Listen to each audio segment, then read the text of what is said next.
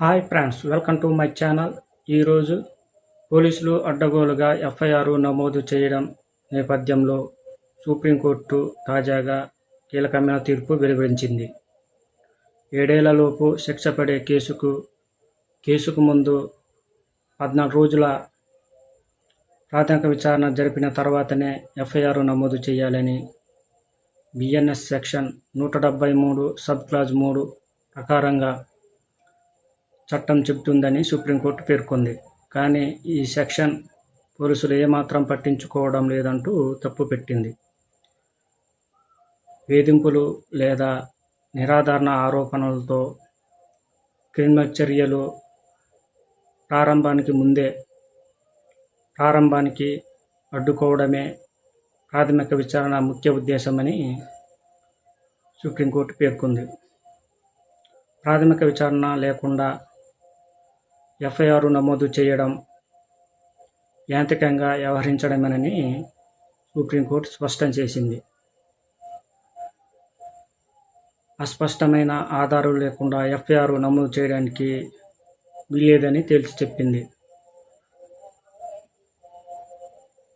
ఫిర్యాదు అందిన వెంటనే ఏమాత్రం ఆలోచించకుండా ఎఫ్ఐఆర్ నమోదు చేయకుండా పోలీసులను అడ్డుకోవడమే శాసనకర్తల ముఖ్య ఉద్దేశమని, అందుకే బిఎన్ఎస్ సెక్షన్ 173 సబ్ క్లాజ్ 3 చట్టం తీసుకొచ్చిందని గుర్తు చేసింది. ఆరోపణలు అసంబద్ధంగా అస్పష్టమైన ఆధారాలు ఉంటే హైకోర్టులు తన విశేష అధికారాలను ఉపయోగించి బిఎన్ఎస్ సెక్షన్ 508 కింద కేసులను కొట్టివేయవచ్చని సుప్రీంకోర్టు తెలిపింది. సరే, ఉంటాం ఫ్రెండ్స్.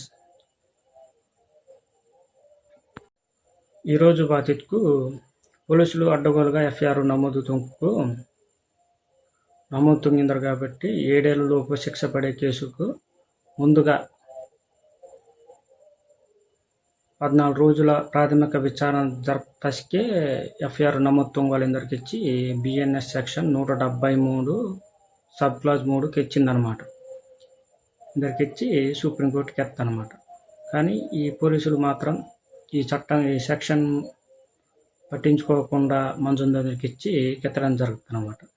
ఈ చట్టం యొక్క ముఖ్య ఉద్దేశం బాధితుకు క్రిమినల్ చర్యలు ప్రారంభించడానికి అడ్డుకోవడమే ప్రాథమిక విచారణ ముఖ్య ఉద్దేశం కెత్తనమాట. ప్రాథమిక విచారణ వెళ్ళకోకుండా ఎఫ్ఐఆర్ నమోదు తొంగడానికి వీళ్ళందరికి ఇచ్చి కెత్తనమాట. ఒకవేళ తప్పుగా ఎఫ్ఐఆర్ నమోదు తొంగి మతుకు హైకోర్టుకు తన బిఎన్ఎస్ సెక్షన్ 528 ప్రకారంగా తన విశేషాధికార వినియోగించుకొని కేసు వడిసిదొచ్చిందరికి ఇచ్చి కెత్తడం జరుగుతుందన్నమాట. సరే, మంతం ఫ్రెండ్స్.